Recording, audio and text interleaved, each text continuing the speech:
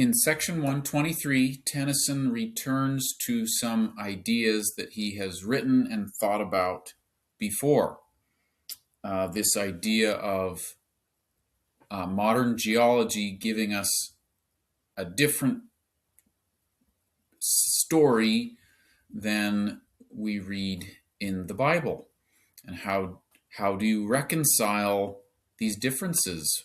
What does this say about who we are as people and our place in the universe?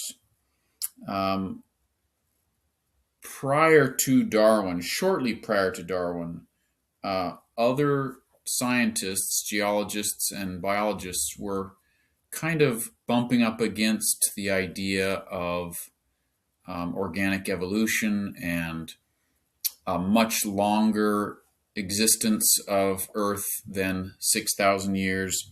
One of these that Tennyson read and wrestled with a lot and thought about a lot was Charles Lyell. And Charles Lyell claimed that, like we've been discussing, that the Earth's geology has been undergoing change for millions of years, much longer than we get presented in Genesis. So, and some really interesting ideas. Tennyson says, "Where the street roars hath been the stillness of the central sea. Where rolls the deep, there grew a tree."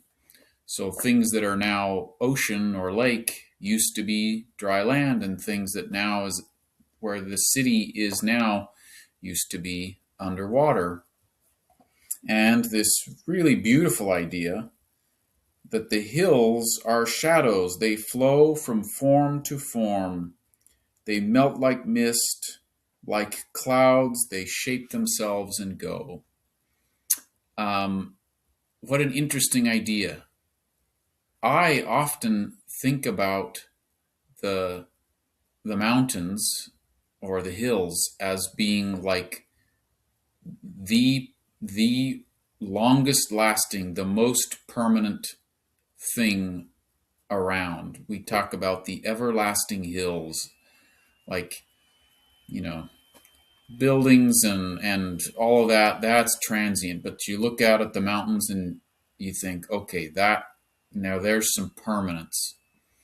But Tennyson is wrestling with this idea that if you take a view of millions of years, billions of years, even the mountains themselves are just like clouds that take one shape now and tomorrow take another shape. It's an interesting way to think about the world around us. And what's our place in the world? What does man matter? What about our suffering? What about our victories and our triumphs and our courage?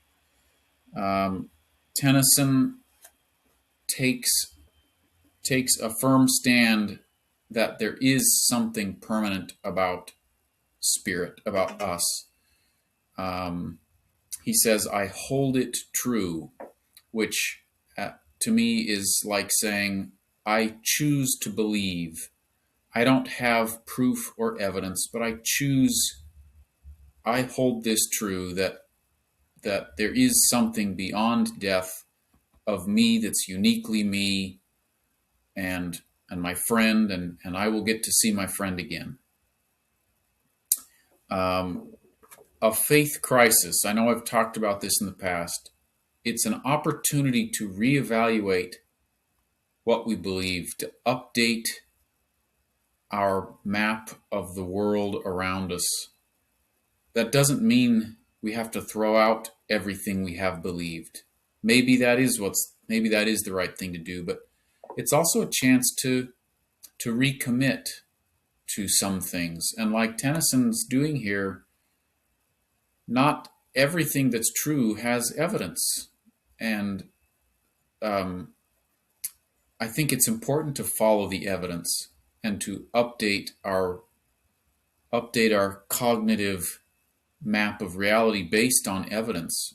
But Tennyson is reminding us that not not everything has evidence. Not everything that's true has evidence, and it's okay to believe something, to just pick. I believe this thing. I believe. He says, I believe that spirit is eternal, and I love the way he wrestles with these issues. He doesn't say, I'm never going to think about it. I'm never going to accept anything new after the age of, 18 or whatever. That's not healthy either. He's wrestling with new facts, new ways of presenting old facts, and trying to be a person. And I love the way he does it. And of course, he does it in beautiful language. 123. There rolls the deep where grew the tree. O earth, what changes thou hast seen! There where the long street roars hath been the stillness of the central sea.